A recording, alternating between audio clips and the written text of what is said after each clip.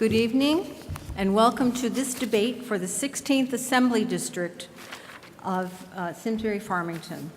The League of Women Voters and the Simsbury Republican Women's Club are pleased to be able to provide this opportunity for the public to get to know the candidates who are here with us this evening. Cheryl B. Cook for the Republican Party, John K. Hampton, the Democrat, and Robert H. Kalechman is a petitioning candidate. I'm Carol Mulready, and the president of the League of Women Voters of Greater Hartford. I will serve as the moderator. We have with us several timers and people from our league who will be helping to gather the questions that are being written by members of the audience. We are pleased also to be able to bring you this debate in cooperation with the Simsbury Public Access Television. The format for the evening will be a cumulative time format whereby the candidates will have a total bank of approximately 15 minutes to respond to a variety of questions posed by the moderator. They may use their time as they judge best instead of being limited to 1 or 2 minute timed responses. Each candidate will have a timer who will raise signs periodically that indicate how much time is left. Candidates are asked to stick to the issues and not engage in personal attacks. The League of Women Voters of Greater Hartford has prepared some questions also, but we invite and encourage the audience to send written questions that will be reviewed by our league members.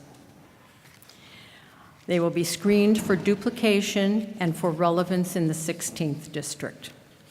Lastly, we ask the audience to hold applause once the question period begins until the end of the evening to allow for a smooth TV taping and more efficient use of the time available.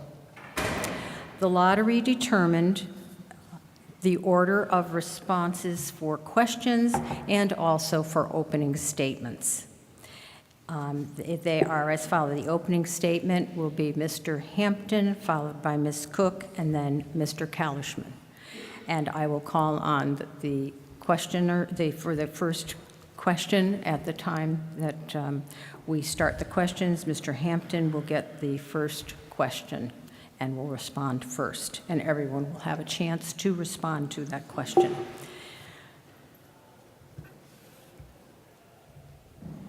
So our opening statements right now, we turn to Mr. Hampton for his opening statement.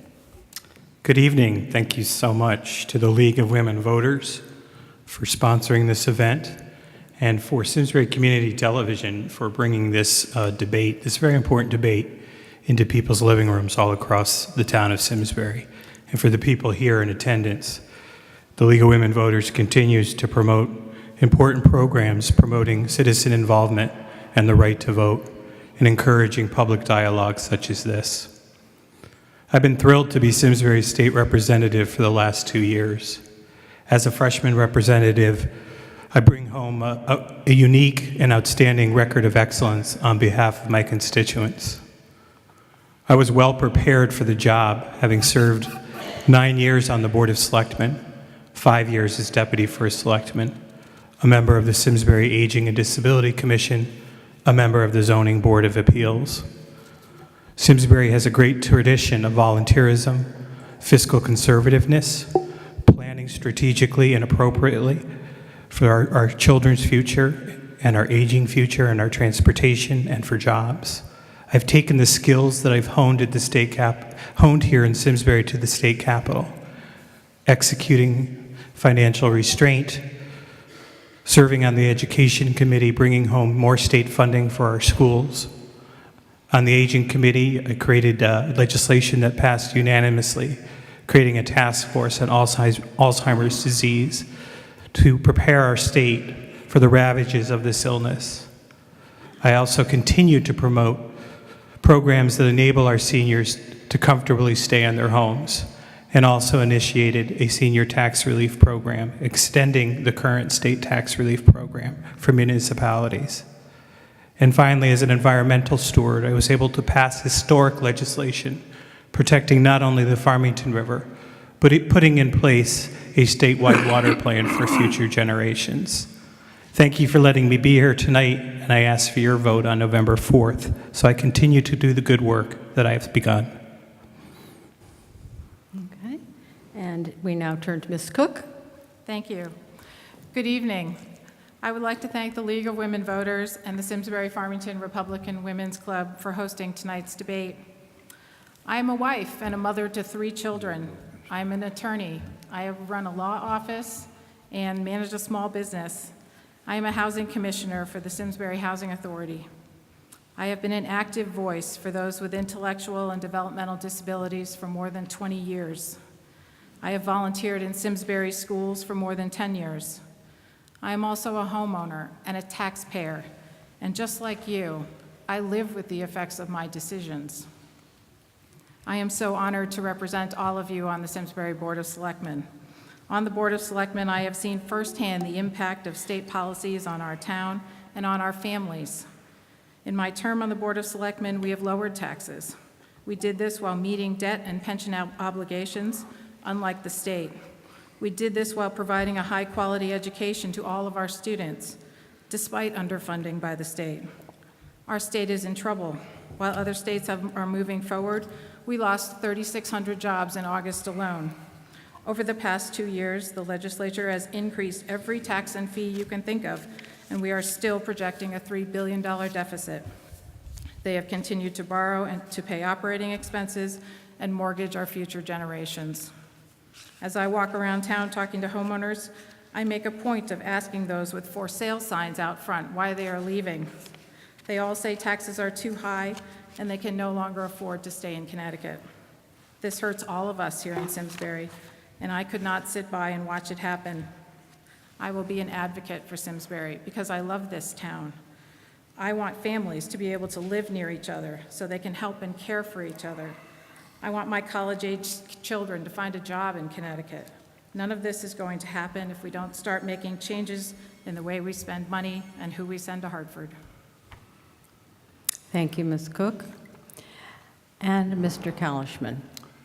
I like to, before I start my opening statement, I like to more or less give honor to one of the outspoken ladies in our community.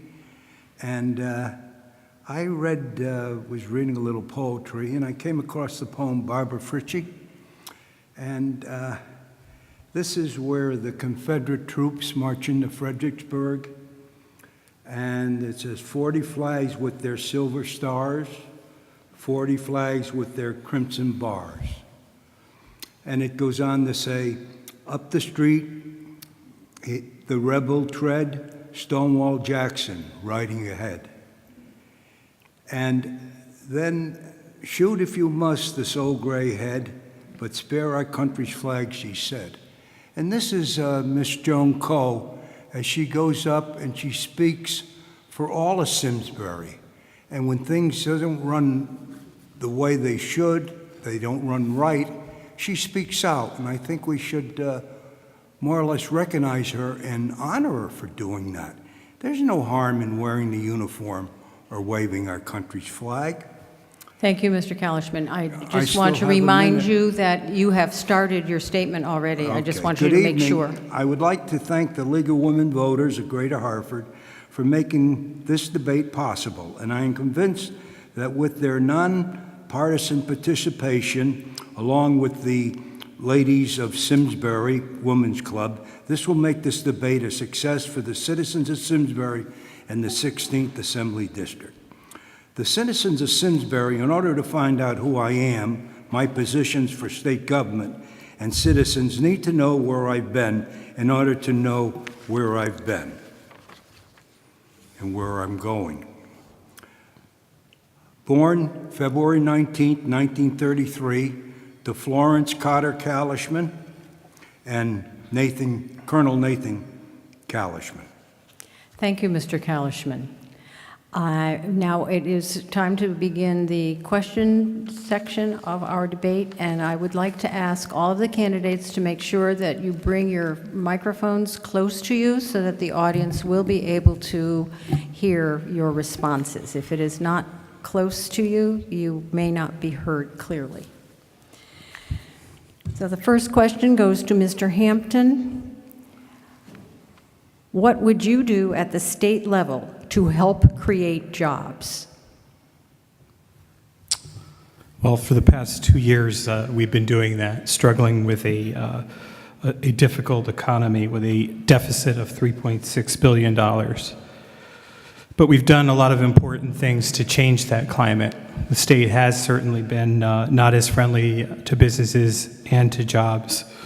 And we have invested in manufacturing tax credits to grow businesses. We've started programs like the Small Business Express and the Step Up program that have created 70 jobs in the last year in Simsbury alone, and more than 4,000 jobs in the state. We have created a long-term commitment from United Technologies to stay in the state, to make sure that they continue to be a vital economic engine in our state. We've created a port authority to take advantage of our water ports to maximize job opportunities there. We've worked with community and technical colleges to make sure that their skills of the graduates match our current needs and our current economy.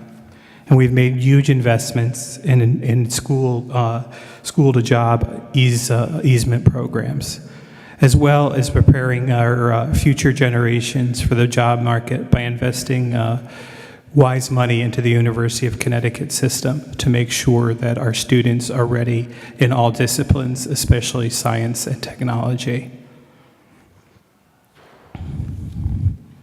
Thank you. Let's see. Ms. Cook, you have the next opportunity to respond to the question about what you would do at the state level to help create jobs. Thank you. Well, to create jobs, you have to create a better business climate. And right now, Connecticut has the worst business climate in the country.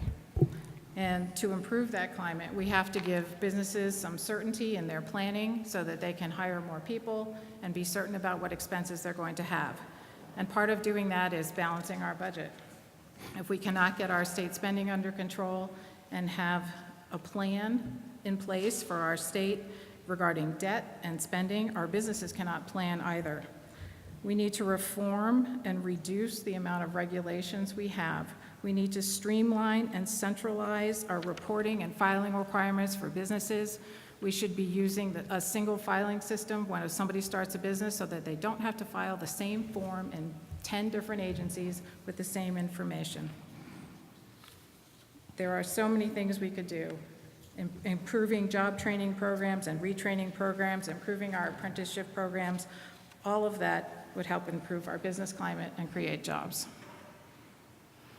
Thank you. Mr. Kalechman, it is your turn to respond. I sat here 2 years ago,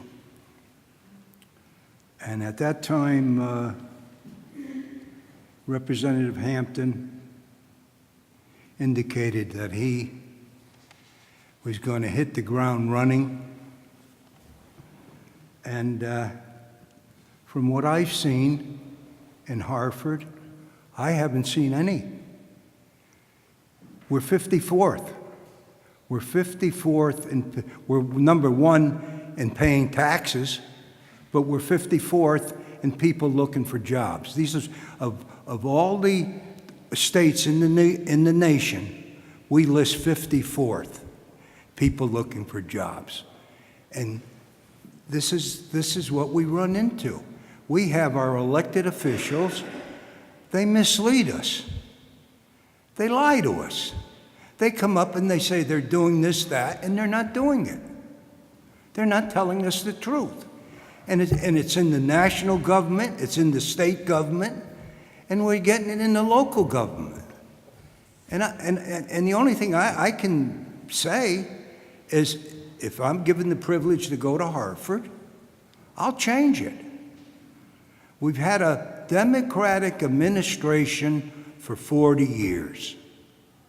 I've gone through this argument with candidate after candidate. They go to Harvard, they tell us what they're going to do, and they don't do anything.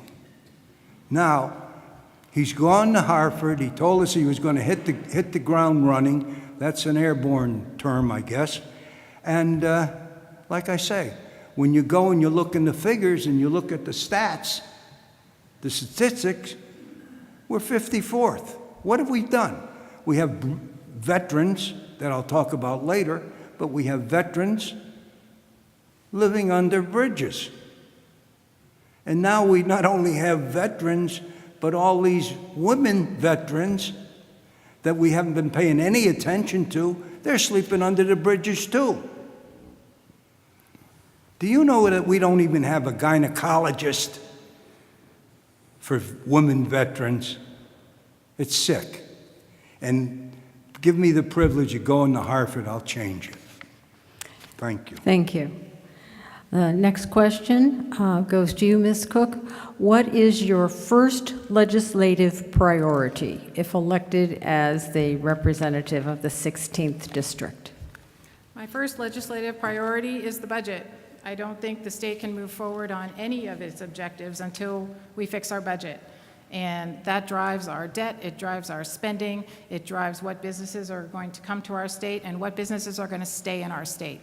And if we cannot get our spending under control, then there is really everything else is going to fall by the wayside. We are not going to be able to provide for our seniors, we are not going to be able to provide for our disabled persons, veterans, or anybody else until we fix our budget. Thank you. Mr. Kalechman, you are the next for this question on first legislative. I also agree with Ms. Cook, the Republican nominee. We have to get a handle on that budget. I sat here 2 years ago, and at that time, we had a $143,000 deficit. It's in billion now. And here again, my adversary, who was a representative, said that he was going to correct the situation. It's worse now than ever. And not only that, here getting back, we're told we have a surplus when any financial expert will tell you we have a deficit and it's $1 billion. Why? That's all you have to do is say no. But what are we doing, right? You go out and you borrow, you bond millions and millions and billions, and then you come in and you say, we don't owe that money, that's a surplus. Well, who's going to pay the bonds? That doesn't count. That's what I mean by we're not being told the truth. And we don't need that. We've never had that in our government until recently. And that's why something has to be done. That budget has to be changed, and nobody's going to change it. And if you question what I'm telling you, just go to the last bond meeting that Governor Malloy conducted and see how much money he bonded, and you as taxpayers are going to have to pay that money back. Some people are telling me we won't even be able to pay it back. The kids will pay it. Thank you. Okay. Mr. Hampton. Do you have?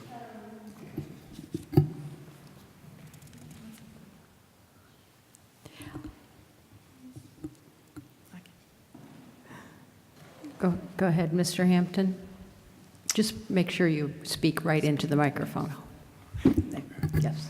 Thank you. I agree. Fiscal responsibility and restraint and job creation and revitalizing our economy must be a priority and continues to be a priority for me. My record on the Board of Selectmen reflects that, and I've brought those same fiscal discipline skills to the state capitol, trying to keep our spending down while maintaining critical funding, though, to Simsbury. We need to cut spending in certain areas, but still invest in certain areas, like our educational system. I was able to bring on more funding for our schools, which is so critical for Simsbury. I was able to bring home more funding for our elderly. We have a population boom in the next 10, 20 years. We need to be prepared for Simsbury's elderly population in Connecticut's and our nation's. In terms of veterans, we have to continue to make sure that our veterans are taken care of. What's happening at the national level is not right. And that has to be a priority, to support our veterans as they come home and invest in jobs and transportation for them. We have a flailing transportation system that we need to make wise investments in. So there are certain areas where we need to invest in, but certainly areas where we can save in terms of excessive bonding and other projects that certainly aren't a priority in this difficult economy. And I would continue to be a fiscal steward and a conservative on behalf of the people of Simsbury.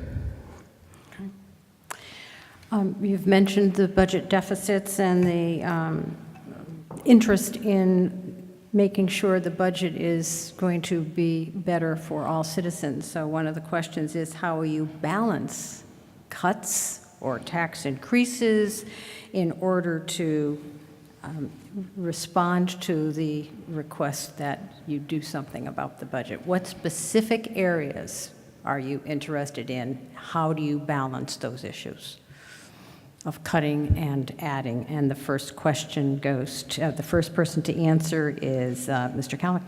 Kalechman. The first thing I think I do is I put a moratorium on all borrowing and lending. That's the first thing I'd do. Secondly, I'd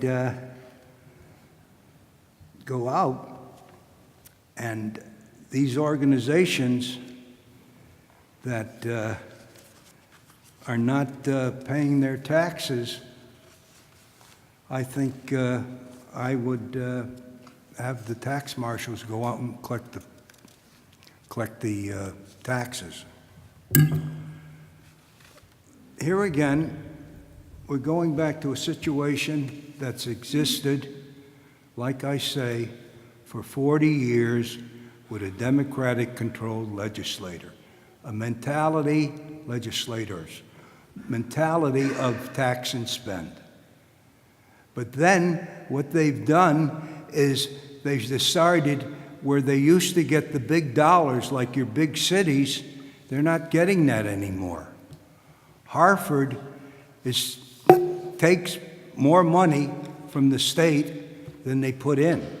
However, it's just the opposite with people in Simsbury, you the taxpayers.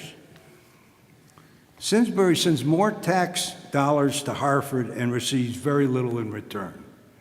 Despite what the representative has said, he's returned less money than most legislatures up on the Hill. He assured me that he was a legislative manager and he had been there for 4 years and he had political appointments, and that because he had this knowledge, he would be able to control spending. He hasn't done it. He hasn't done it. Simsbury, let me say it again to you. Simsbury sends more money to Hartford than Hartford gives us back.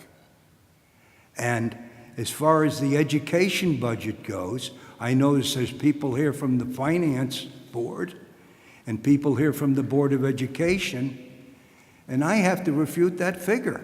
I don't think he's giving the figure that he's telling us. I think we're short on state money. And the proof of the pudding will be when the Hartford decides to leave. And there's no reason in this God's earth that insurance company would leave other than taxes. We taxed them to death. And finally, what we've done is we killed the golden goose with taxes. And that's what I say. We're told one thing, and they do just the opposite.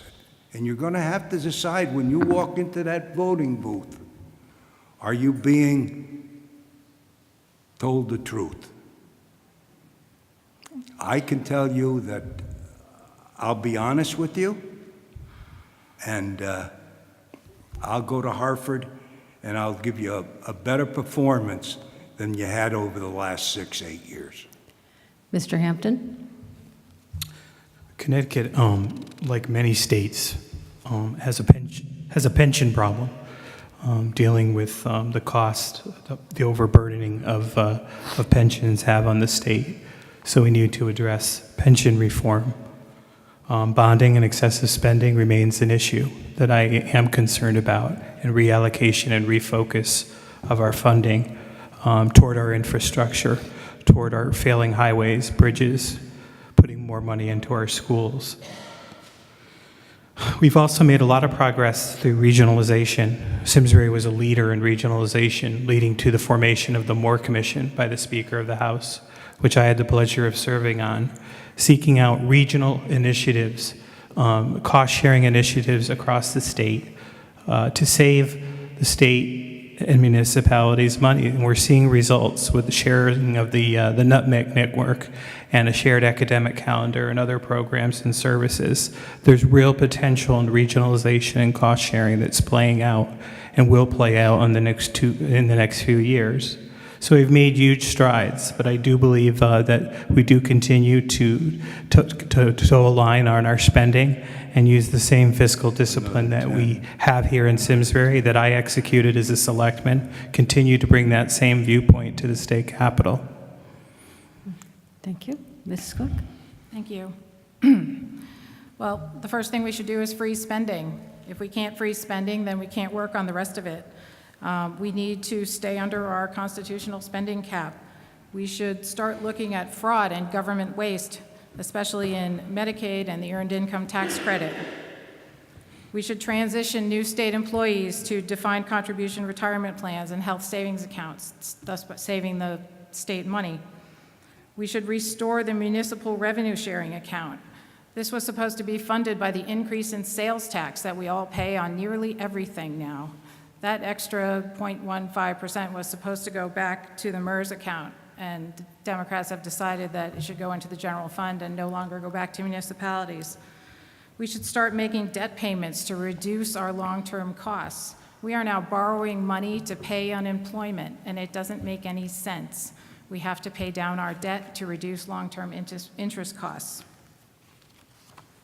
There are so many things you can do once you reprioritize your spending, and I think that the state has been unwilling to do that so far, and we need to start.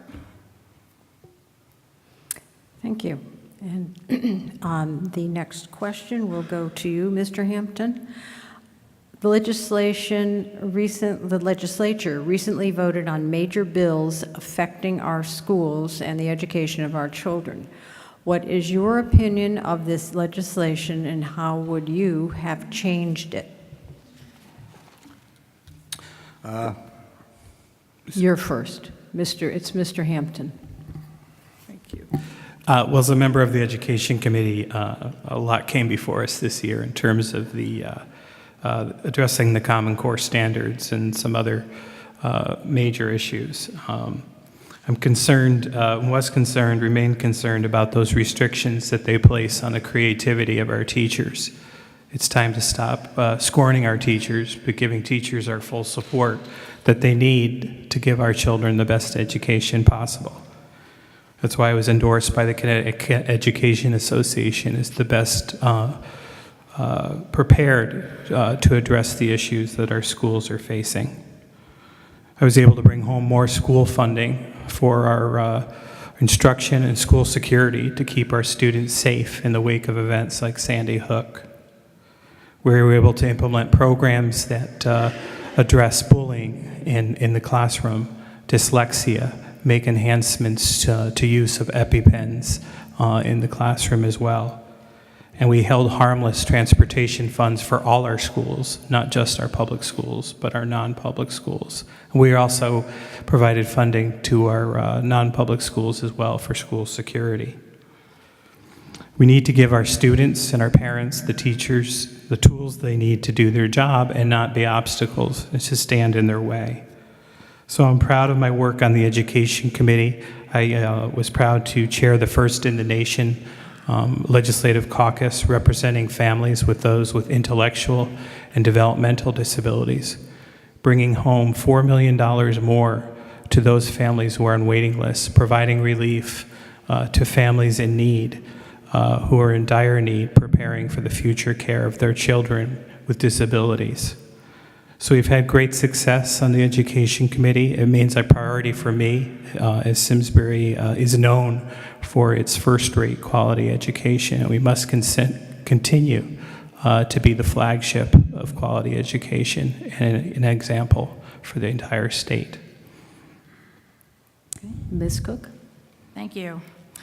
Mr. Hampton likes to say he brought home school security funding to our schools. Well, that grant was available to every school in the state. If anybody should get the credit for bringing home that money, it's one of our local administrators who filled out the grant application. And while he was talking about improving school safety, he voted twice to reduce the drug-free zone around our schools from 1,500 feet to 200 feet. Personally, I don't see the logic in that. The money that came home to Simsbury in the form of increased ECS funding was $53,000. That doesn't even begin to cover the amount of costs imposed on our school system by the Common Core testing requirements. We now have an administrator dedicated to administrating the test. We have to teach our teachers how to give the test. They have to teach our kids how to take the test. They have to buy additional technology in order to have the kids all take the test at the same time on computers. The implementation of Common Core has been a disaster from beginning to end, and I think any teacher or school administrator will tell you that has been so botched that now they have had to cancel the testing for this year. They decided, well, maybe that was too hard. We can't give it to 11th graders. Now we're going to have 2 grades of kids who aren't going to be subjected to standardized testing at all. So we're not even going to know how they fared in their graduation requirements. While Mr. Hampton likes to say that he did not harm our school system by imposing any more mandates, I went to our local Board of Education and asked them, what are our unfunded mandates? They sent me back more than 25 pages of mandates just in this budget cycle. I think it's a fallacy to say that this legislature has supported our education system. We are underfunded by more than $6 million under the current ECS formula, and it needs to change. We're hurting our kids. Mr. Kalechman? I like to pick up, well, in a minute. The thing here is he tells us, the representative, our present state representative from the 16th district, Simsbury, he tells us we have to get control of our budget. And then he makes a statement that we have to give more money to this family, that family, the other family. And if we're going to control this budget, and we don't have to be cruel, but we can't start throwing money around and then saying, well, we're going to control the budget. And to take and shorten the distance, in other words, if a person is selling dope within a certain parameter of a school, his penalty is twice as much if he were outside of that parameter. And for John to vote to shorten the distance, it's not right. And now what I have to do is I go right back to our situation.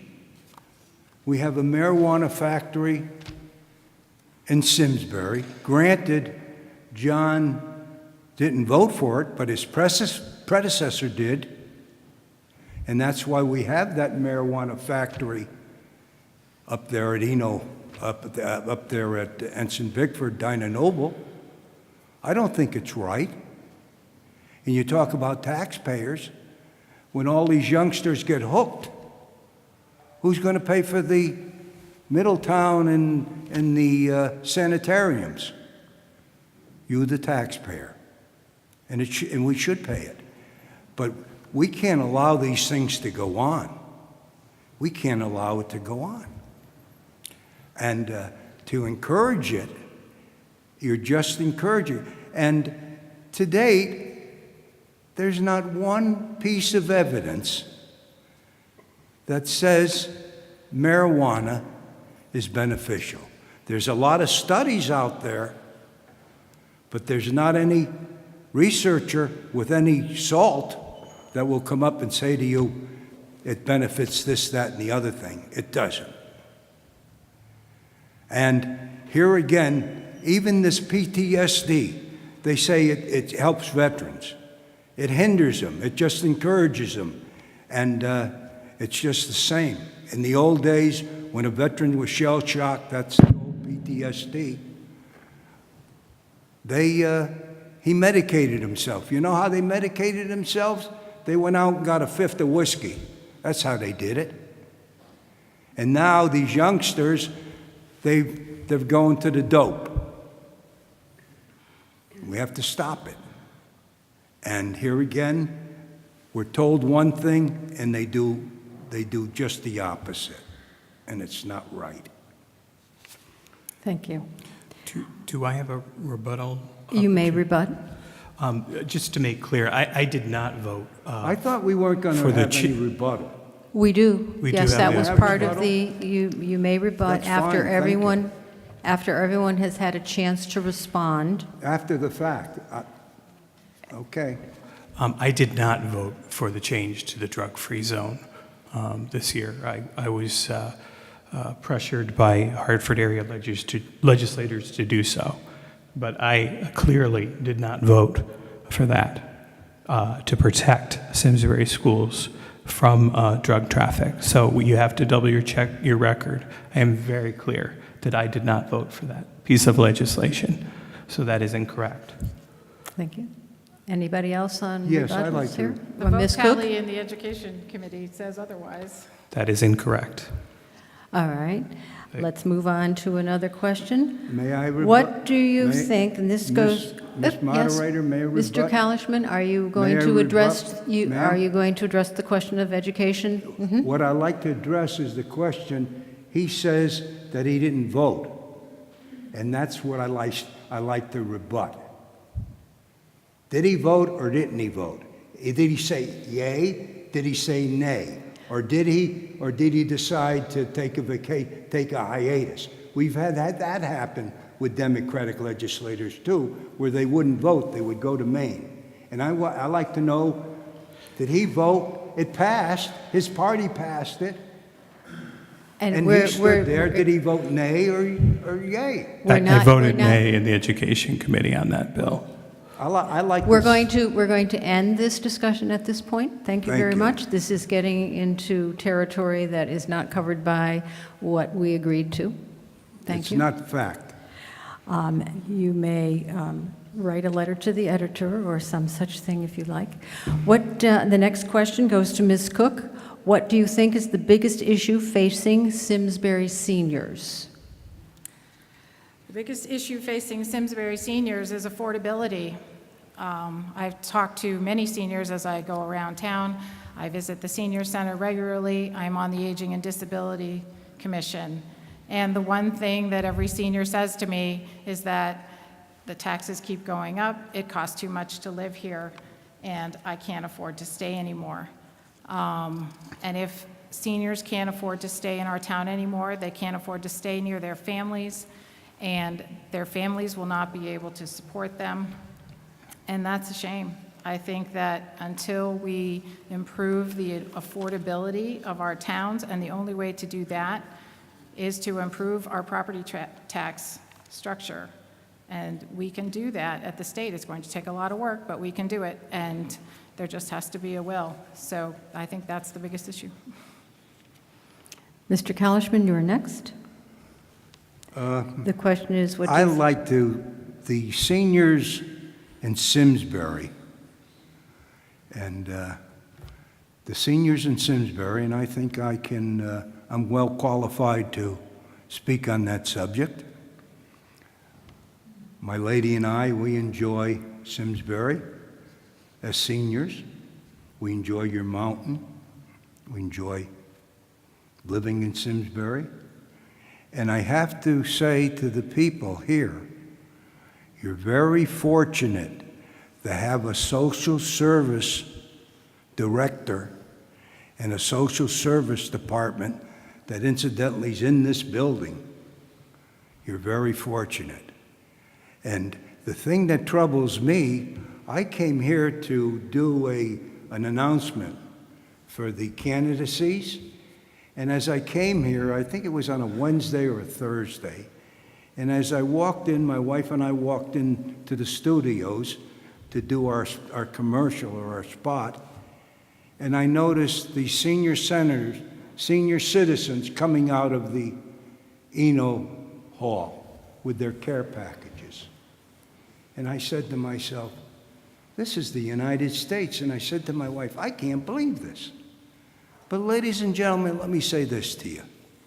Here we have a political public funding, and we pay $26,000 and $26,600 if you apply for the public funding.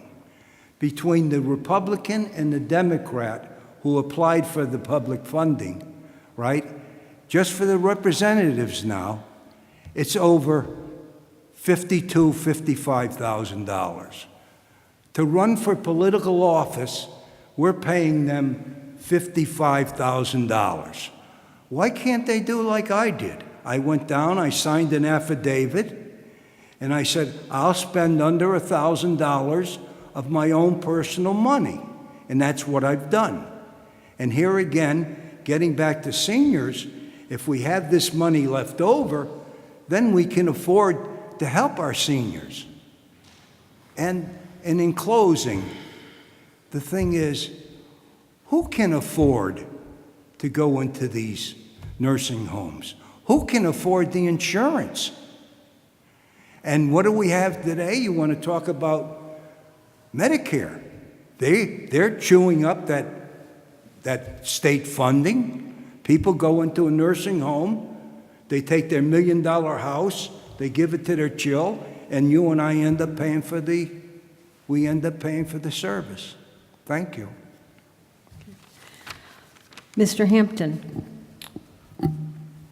Addressing the issues of the elderly is the Senior citizens. is the civil rights issue, I think, of the day. In the next 10 to 20 years, we're going to have a population explosion that we need to be ready for in terms of health care, transportation, housing.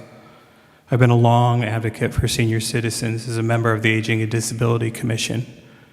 As a member of the Board of Selectmen, I started the first senior tax relief program for our seniors and our veterans. Continuing that service in the state legislature, I introduced a bill that passed successfully, creating a task force on Alzheimer's disease that'll study and make recommendations on how to deal with the ravages of this illness in the next 10 to 20 years. I also promoted an aging in place initiatives. As a caregiver myself for my parents, it's so important that we continue to make sure that our seniors are able to stay in their homes. We also focused on elderly nutrition programs, as well as I enhanced the current state program for municipal tax relief that will allow Simsbury and other municipalities to extend tax relief to seniors to enable them to stay in their homes. Thank you. Thank you. The next question is directed to Mr. Kalechman. And Mr. Kalechman, you have 30 seconds to answer this question, and it will then pass to the other candidates. And I remind you that when you've used up your 15 minutes, you may not respond to subsequent questions. So 30 seconds is what you have left. If your constituents were clearly against a bill, but you personally felt in favor of it, how would you vote? I waived With your voters or with your heart? I waived the question in view of the fact that I have 30 seconds. Excuse me? I waived the question in view of the fact I only have 30 seconds. Okay. I didn't hear the word waive. Thank you. Okay.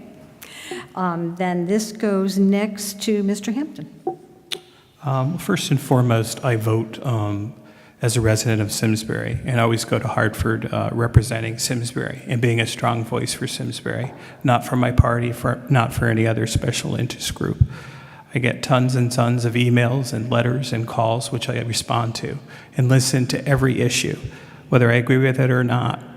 I do my homework, I do my research, and I filter it through my own value system, my own personal experience, but always think back to the people that I represent here in Simsbury and how it will affect their lives.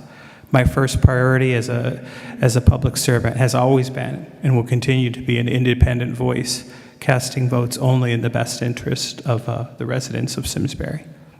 Thank you. Ms. Cook? Ms. Could I Cook? use my 30 Thank you. seconds to rebut the representative? You may use your 30 seconds to rebut. John, Representative Hampton, why did you vote for a tax increase? Excuse me, Mr. Kalechman, we do not, in these debates, allow a direct question to the other Okay. candidates. We're just discussing the issues. Thank you. A tax increase. The Democratic legislature voted a tax increase, period. Ms. Cook, Thank you. Could you repeat the question one more time? you would like the question again? Thank you. If your constituents were clearly against a bill, but you personally felt in favor of it, how would you vote? With your voters or your heart? Well, as a resident of Simsbury, I am one of you. I consider myself to be one like all of you. And I think that if there was an issue that everybody felt strongly about, I assume I would feel strongly about it too. Because one of the things I've lived by on the Board of Selectmen, and I've done in every committee I've chaired or organization I've run, is that, I live my decision. If it's happening to you, it's happening to me. If they're raising your taxes, they're raising my taxes. If they're putting a restriction on you, it's a restriction on me. So I don't see that there's a distinction there. I'm always going to put the people of Simsbury first because I am one of them. Okay, thank you very much. Next question goes to, let me see if I can remember, to Mr. Kalechman. You have an opportunity to answer this question. What is your plan to lower our taxes while maintaining current programs? That's almost an impossibility. You have to go to Hartford and you have to cut the budget. You have to cut the budget. There's no way out. To cut your taxes, you have to cut the budget. You can't have it both ways. Thank you. And let's see. I've lost track of who goes first. I think, Ms. Cook, you go next. Oh, thank you. Well, as Mr. Kalechman so rightly pointed out, you cannot keep everything. And we have gotten into the habit of buying everything and putting it on the credit card and waiting to pay for it later. And we cannot continue to do that. We have to pay that credit card bill when it comes due, and it is coming due. We're paying interest on it, and we are going to continue to pay interest on it until it's paid off. So what we need to do is prioritize our spending. We can't just say yes to every program that comes along. And when we do approve a program and it's not working, we have to get rid of it. We cannot keep them around forever. We should be consolidating our agencies, taking out middle management where we can, reforming our pension and systems for state employees. And there are so many ways we could save money and preserve the programs that we already have. Thank you. Mr. Hampton.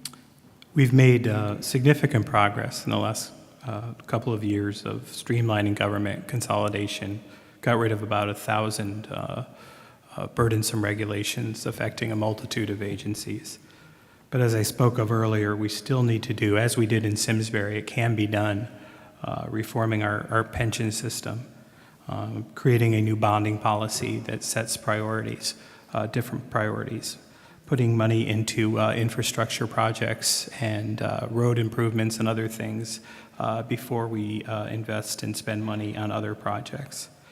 Continue to do work on the Moore Commission, continue our work that we started here on Simsbury and regionalization and cost sharing. So much potential is there in terms of saving our taxpayers money. But we do need to continue to be fiscally restrained, craft budgets that leave our municipalities harmless, which these last two budgets have done, have left our municipalities with more money, and have not cut any programs to our Simsbury residents, vital programs, including education, including programs for seniors.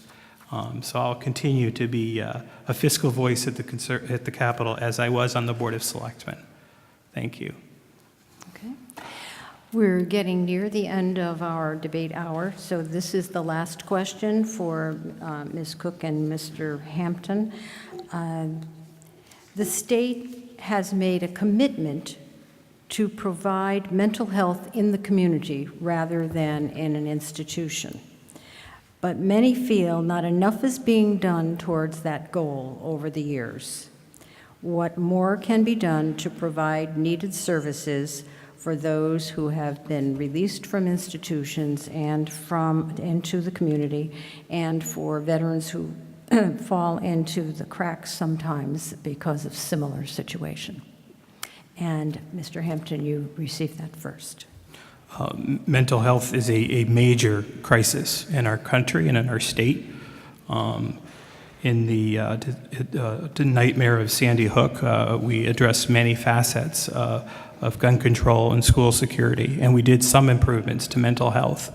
But there is so much more we need to do to prevent future Adam Lanzas. We don't like to say his name, but the truth is there are a lot of Adam Lanzas out there who need mental health intervention to prevent future tragedies. We need to start talking about mental health as a major issue. In Simsbury alone, the amount of suicides has increased dramatically in the last few years. The town, to its credit, have started a program called Community to Care. We're doing more mental health first aid in the community and in the schools. And that is an area that if we don't invest now, we will pay dearly later in future tragedies. And then drug abuse, the rampant drug abuse, not just in our urban communities, but in our rural communities right here in Simsbury, that we have to start talking about and no longer pretend that it's not a problem. Ms. Cook. Thank you. Well, I happen to be on that Community for Care here in Simsbury, and I can tell you that it is a huge problem, and we are working very hard to provide additional resources for parents, and we are reaching out to communities around Simsbury to coordinate services so that parents have options when they are in crisis. They know where to go. We have improved our help on the town website so that we can provide resources for parents when they need it. A lot of it starts when people are young, and we have started with the school system. And we have to have a partnership with our schools in providing mental health services for our students. But we cannot place the entire burden of providing mental health services on our schools. That's going to result in increased costs, and we can't afford to do that. So we have to work with a public-private partnership with our local agencies. We have a lot of them. They are very talented, and we should learn to use them. I think that drugs and alcohol in our schools are a huge problem. You only have to ask our local police department how many times they respond to parents with questions like, what is this in this bag and what do I do with it? It's here and it's not going away. And again, I think that, things like reducing drug-free zones around our schools is not the answer to helping our children break free of the scourge of drug abuse, and that leads to additional mental health problems. Young men between the age of 18 and 24 are the most at risk for suicide.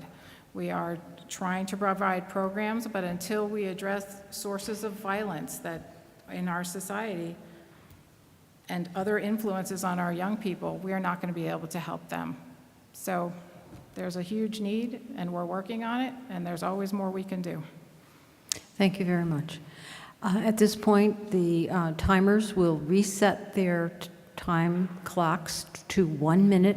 Each candidate will have 1 minute for a closing statement. And I am going to follow the same order as your opening statements. So the order for that 1 minute, Mr. Hampton, Ms. Cook, and Mr. Kalechman. So we begin with you, Mr. Hampton, for your closing statement. Thank you again for hosting this forum. Thank you for the folks here tonight and the folks listening at home for listening to us and giving me the opportunity to serve as your state representative. And I ask for your vote on November 4th so I can continue the success, the great success that I had in only 2 years in passing historic legislation, protecting the Farmington River, creating a statewide water plan, maintaining the quality of education of our schools, making sure our teachers, parents, and students have all the resources they have, being an advocate and a champion, continuing to be for our seniors, making sure that they have lives of dignity and that they can flourish and thrive and have all the programs and services that they deserve, as well as our nation's veterans. I continue to be an advocate for fiscal responsibility to promote openness and transparency in government. I'm an independent voter who votes my district. I constantly have knocked every door in this district. I have office hours all the time, return every call, return every email, and it's a great pleasure to serve my constituents, and I thank you for the opportunity to be here this evening. Thank you, Mr. Hampton. Ms. Cook. Thank you. I'd like to thank Mr. Kalechman and Mr. Hampton for participating in this debate. You've heard some different points of view here tonight, and I hope you found it to be informative. I'd like to thank the League of Women Voters and the Simsbury Republican Women's Club for their support in this event. I'm a mother of 3, and like any parent, I'm worried about what is going to happen to my children. I grew up in Connecticut, I've raised my children here, and I wish I could say that they're going to raise their children here. But without change, I don't think that's going to happen. Why? Because it's too expensive to live here. And a young person right out of college will have a difficult time finding a job that pays enough to support themselves in our high-cost state. So how can we change this? We have to reset our priorities, focus on cutting wasteful spending, controlling our debt, making our state a business-friendly state instead of the worst state to do business. We cannot tax our way out of this. As your state representative, I will always consider my impact on you, your families, and the town of Simsbury first. That's my priority, and I ask for your vote on November 4th. Thank you, Ms. Cook. Mr. Kalechman. Let me conclude my opening statement in the sense that you have to know where I've been to know where I want to go or where I'd like to go with your vote. I attended the University of Connecticut, both graduate school at graduate courses at University of Hartford.